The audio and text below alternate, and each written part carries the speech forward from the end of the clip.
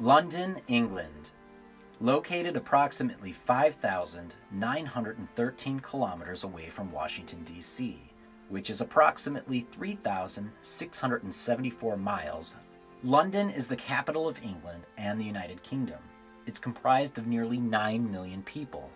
London might not be the largest city in the world, but in some ways it can be considered the center of the universe. The London district of Greenwich is located on the prime meridian, which is longitude 0, or the measuring point for all distances from east to west. And Greenwich Mean Time marks the starting point in every time zone in the world. Did you know that 13% of the country's population lives on just 0.6% of the total land area?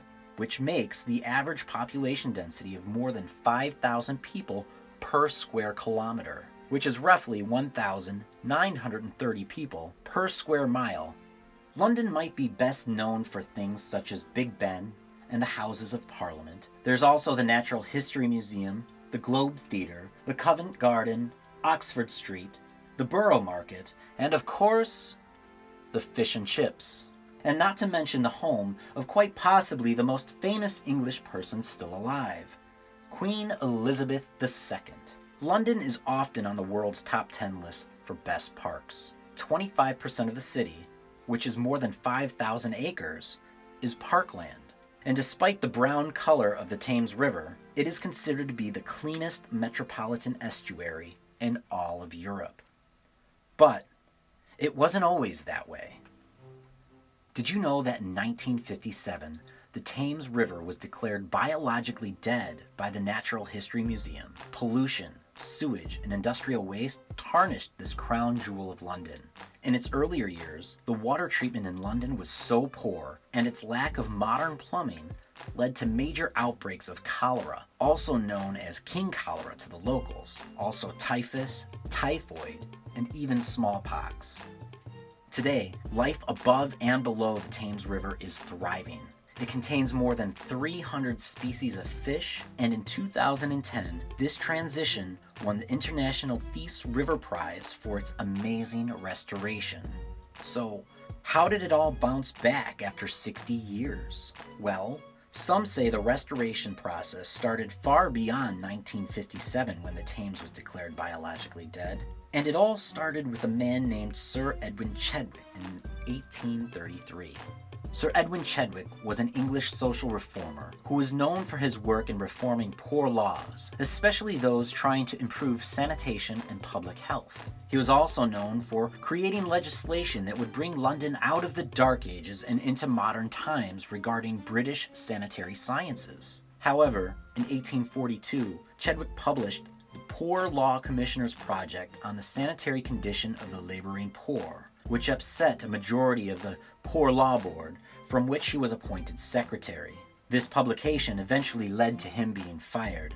Chadwick's research and recommendations continued to be disregarded, and conditions in London continued to worsen.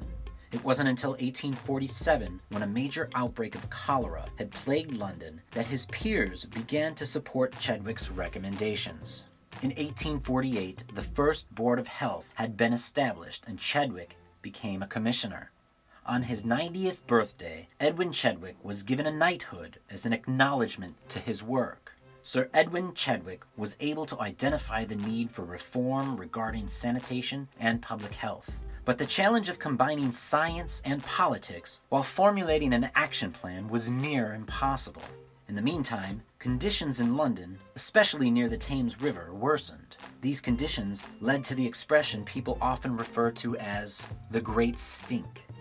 The heat wave of 1857 led to another outbreak of cholera, forcing lawmakers to finally pass a law for cleaning the Thames, but it took 8 years before a plan had been agreed upon.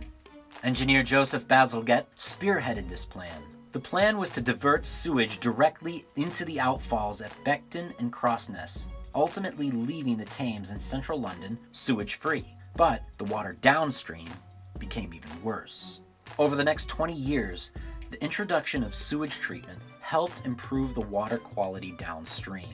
But a growing industrialization and population boom continued to put a strain on the Thames. Diverting the water may have fixed the smell, but the river eventually died. It wasn't until the 1960s that London decided to improve sewage treatment and the removal of industrial discharges into the water. In turn, this increased oxygen levels and life slowly began to come back to the Thames. According to a recent study at Royal Holloway University of London, up to 75% of some types of fish have plastic fibers in them, giving London the impression that there is still work to be done. One such improvement occurred in 2018 when the Mayor's London Environment Strategy was published. The strategy included revisions based on feedback from the public, and it's considered to be London's first integrated environment strategy, affecting everyone who lives and visits the city. The strategy is the first of its kind to approach every aspect of London's environment, integrating areas such as air quality, green infrastructure, climate change mitigation, and energy, waste, adaptation to climate change, ambient noise, and low-carbon circular economy.